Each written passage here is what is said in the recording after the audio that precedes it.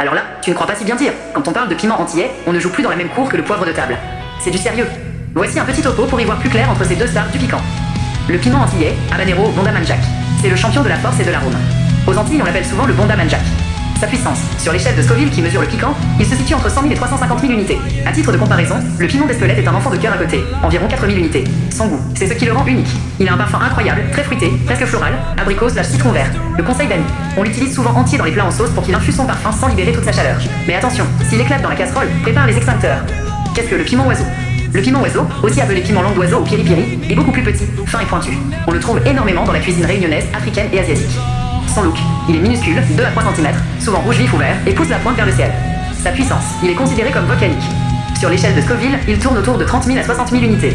Le verdict, il est donc moins puissant que le piment antillais, mais il a un piquant beaucoup plus sec et immédiat. Il n'a pas le côté fruité du habanero, il est là pour mordre, directement.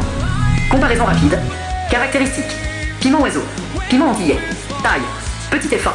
Rond et bombé. Forme de lanterne. Force Scoville. Style de 50 000 fort. Style de 300 000 extrêmement fort. Usage principal. Pâte de piment, huile, plat sauté, plat mijoté, sauce créole. Origine courante. Afrique, Asie, Réunion, Caraïbes, Amérique latine. Petit rappel de sécurité. Si tu manipules l'un ou l'autre, évite absolument de te toucher les yeux juste après. C'est une erreur qu'on ne fait qu'une seule fois dans sa vie.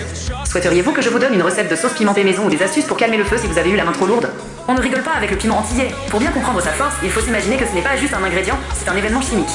Voici pourquoi il est considéré comme un poids lourd du piquant. 1. Le verdict de l'échelle de Scoville. Pour mesurer la force, on utilise l'échelle de Scoville qui calcule le taux de capsaïcine, la molécule qui brûle. Piment antillais habanero, entre 100 000 et 350 000 unités. Piment de Cayenne, environ 30 000 à 50 000 unités. Poivron, 0 unité. En clair, un piment antillais est environ 10 à 20 fois plus puissant qu'un piment fort classique de supermarché. 2. Une brûlure prolongée. Contrairement au piment oiseau qui pique fort mais s'estompe vite, le piment antillais a une brûlure persistante. Elle ne reste pas seulement sur le bout de la langue. Elle envahit tout le palais et descend dans la gorge. Elle déclenche des réactions physiques immédiates, transpiration du front, nez qui coule, et parfois même un léger hoquet. C'est le diaphragme qui réagit au choc thermique. 3. Le paradoxe. Force versus parfum. C'est là que réside son génie. Malgré sa violence, il est extrêmement aromatique. Les chefs l'adorent car il apporte des notes d'abricot, de fleurs et de fruits exotiques. Aux Antilles, on dit souvent qu'il faut caresser le plat avec le piment sans percer, pour capturer son parfum sans libérer le feu nucléaire qu'il contient dans ses graines et ses membranes blanches. Pourquoi ça brûle autant? La capsaïcine n'est pas une saveur, c'est une douleur. Elle trompe votre cerveau en activant les récepteurs de la chaleur. Le cerveau pense que votre bouche est littéralement en train de brûler, à plus de 42 degrés C, d'où la panique générale du système nerveux. Astuce de survie. Si vous avez la bouche en feu, oubliez l'eau. La capsaïcine est une huile, l'eau ne fait que l'étaler. Il faut du gras, lait entier, yaourt, fromage, ou du sucre pour dissoudre la molécule. C'est un excellent réflexe. Tu as tout à fait raison sur l'aspect santé, même s'il y a quelques petites nuances importantes à garder en tête pour ne pas transformer un remède en petit incendie digestif. 1. Le piment. Un bouclier pour l'organisme? Le piment antillais contient de la capsaïcine, et c'est une véritable petite usine à bienfaits. Effet antibactérien. Effectivement, il aide à limiter la prolifération de certaines mauvaises bactéries dans l'intestin, comme H. pylori. C'est d'ailleurs pour ça qu'on l'utilise historiquement beaucoup dans les pays chauds pour aider à la conservation des aliments.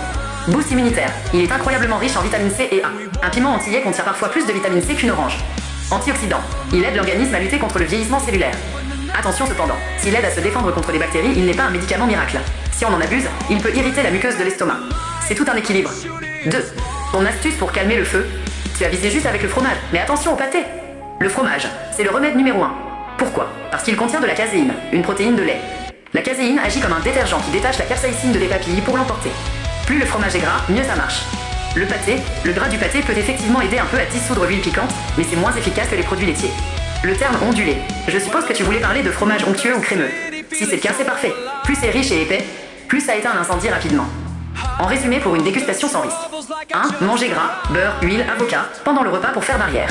2. Ayez un yaourt ou du fromage à portée de main au cas où. 3. Le sucre aide aussi. Un peu de miel ou de pain permet de distraire les capteurs de douleur. Souhaiterais-tu que je t'explique pourquoi il ne faut surtout pas boire d'eau quand on mange un piment antillais? C'est l'erreur classique que tout le monde fait au moins une fois. Se jeter sur un verre d'eau glacée pour éteindre l'incendie. Mauvaise idée. Voici pourquoi l'eau est votre pire ennemi face à un piment antillais. 1. C'est une question de chimie. Huile versus eau. La molécule responsable du piquant, la capsaïcine, est une substance liposoluble. Cela signifie qu'elle ne se dissout que dans le gras, les lipides, et absolument pas dans l'eau. L'image à retenir, c'est exactement comme essayer de nettoyer une poêle pleine de graisse, avec uniquement de l'eau froide, sans liquide vaisselle. L'huile reste collée. L'effet arroseur. En buvant de l'eau, vous ne rincez pas la capsaïcine, vous la déplacez. Vous l'étalez sur toute la surface de votre langue, de vos gencives et de votre gorge. Au lieu d'éteindre le feu, vous propagez l'incendie. 2. Le choc thermique est inutile.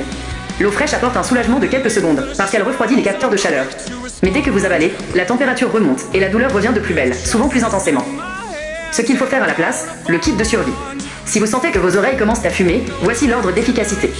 1. Le lait entier ou le yaourt. Comme on l'a vu, la protéine caséine agit comme un savon qui décroche la molécule piquante. 2. La mie de pain ou le riz. Ils agissent comme une éponge qui vient gratter et absorber la capsaïcine sur vos papilles. 3. Une cuillère de sucre ou de miel. Le sucre envoie un message prioritaire au cerveau qui écrase le signal de douleur envoyé par le piment. 4. L'huile ou le beurre. Une cuillère d'huile d'olive ou une noisette de beurre va dissoudre la capsaïcine et vous permettre de l'avaler sans qu'elle ne s'accroche partout. Le savais-tu? Certains buveurs de bière pensent que l'alcool aide. C'est un piège. Si l'alcool est très fort, type rhum, il peut dissoudre la capsaïcine, mais l'alcool irrite aussi les muqueuses, ce qui peut rendre la sensation de brûlure encore plus insupportable. Est-ce que tu aimerais que je te dise quels sont les piments encore plus forts que l'antillais? Car oui, il y a des piments nucléaires maintenant. On entre ici dans la catégorie danger public. On ne parle plus de cuisine au sens traditionnel, mais de piments créés en laboratoire ou par des croisements intensifs pour battre des records du monde. Ces piments sont tellement chargés en capsaïcine qu'ils sont classés super hot. 1. Les champions du monde.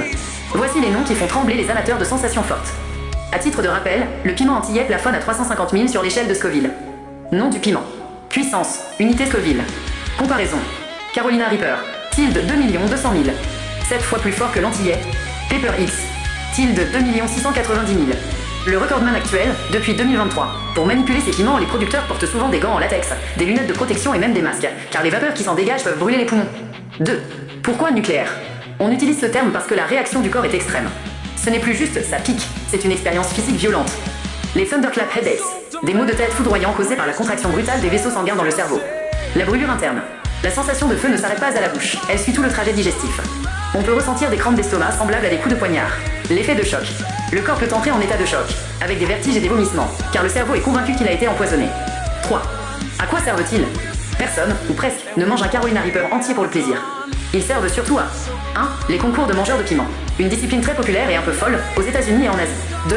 La fabrication de sauces ultra fortes. On en met une seule goutte dans une marmite entière pour relever le plat. 3. L'extraction de capsaïcine pure, utilisée pour fabriquer des sprays d'autodéfense, gaz poivre. Le Pepper X, le roi actuel, il a été créé par Ed Curry, le même créateur que le Carolina Reaper. Il a fallu 10 ans de croisement pour arriver à ce résultat. Il est tellement fort qu'il est impossible de le consommer cru sans risquer un malaise immédiat. Il n'est d'ailleurs vendu que sous forme de sauce extrêmement diluée. Le saviez-vous? La capsaïcine pure, isolée de tout piment, est à 16 millions d'unités Scoville. À ce stade, c'est une arme chimique. Voudriez-vous savoir si manger ces piments nucléaires peut être réellement dangereux pour la santé sur le long terme?